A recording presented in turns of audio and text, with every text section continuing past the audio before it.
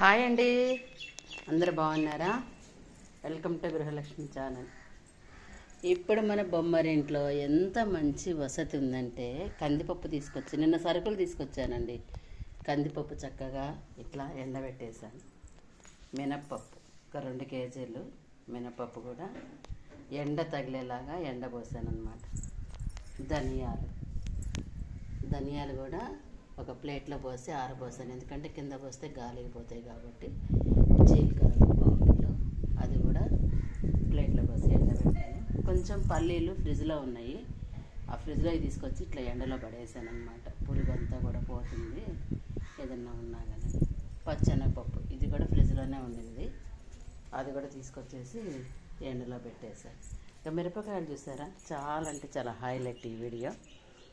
ఇవి దేశకాయలు అంటారు, పొట్టిగా ఎర్రగా ఉంటాయి, దేశకాయలు అన్నమాట. ఎండుమిర్చి సాంబార్ కారం చేద్దామని చెప్పేసి ఒక అరకిలో తీసుకొచ్చా. అరకిలో వచ్చేసి 270 రూపాయలు.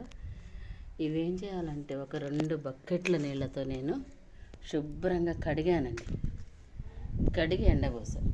ఎంత దుమ్మునిందంటే మిరపకాయలలో, ఆ దుమ్మంతా కూడా మన కడుపులోకి పోకుండా చక్కగా ట్యాప్ కింద, ఇలా ట్యాప్ ఉంటుంది బయట, ఆ ట్యాప్ కింద ఆ బకెట్ తోటి 2 బకెట్ల నీళ్ళతో శుభ్రంగా కడిగేసి ఆరబోసాను. మిరపకాయలు ఎండిపోతాయండి. మనము మిరపకాయలు కడిగాం కదా, ఎండవనుకోవడానికి ఏం అవసరం లేదు. ఇట్లా మనం గచ్చు మీద కానీ పోసినట్లయితే శుభ్రంగా ఎండిపోతాయి అన్నమాట. ఎండిన తర్వాత తొడాలు తీసేసి మనం కారం దంపుడు మిషన్లో పట్టించుకొచ్చేస్తానమాట.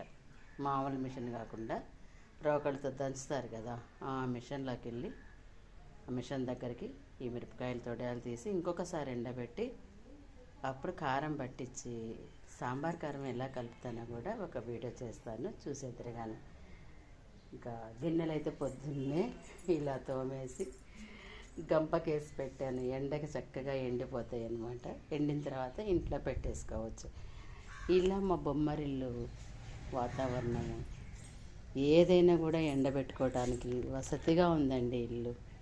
అసలు షుగర్ ట్యాబ్లెట్ వేసుకుందాము అనే మాటే మర్చిపోతున్నారు. ఈ ఎండకి అవి ఆరబోయిను, ఇవి ఆరబోయిను, బట్టలు ఆరబెట్టను, అట్లా ఎండ తగులుతూ ఉంటుంది కాబట్టి మనకు కూడా బాడీకి షుగర్ అనేది కూడా మనకు అంతగా ఎఫెక్ట్ ఏమి ఉండదు. పల్లెటూరులో ఉన్న షుగర్ కూడా పోతుందన్నమాట.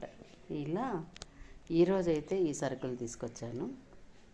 ఇవి ఇలాగా ఎండబెట్టేసి మనము ఫ్రిడ్జ్లో కానీ పెట్టకుండా డబ్బాల్లో పోసి పెట్టుకున్నట్లయితే అసలు పురుగు పెట్టే ఛాయిస్ అనేది లేదు. 100కి 100% ఫ్రెష్గా ఉంటాయన్నమాట మనకి. ఎందుకంటే ఫ్రిడ్జ్లో పెట్టి మనం అవి వాడుకున్నట్లయితే వాటిలో ఏముంటుందండి, విటమిన్స్ అన్నీ నిల్లైపోతాయి అన్నమాట. ఏం విటమిన్స్ ఉండవు. ఇలా మనం ఎండబెట్టి డబ్బాలో పోసుకుంటే ఇవి వాడుకున్నాం అనుకోండి, ఈ పప్పులు, మన ఆరోగ్యం చాలా బాగుంటుంది. నచ్చిందా మరి ఇలాగా మీకు?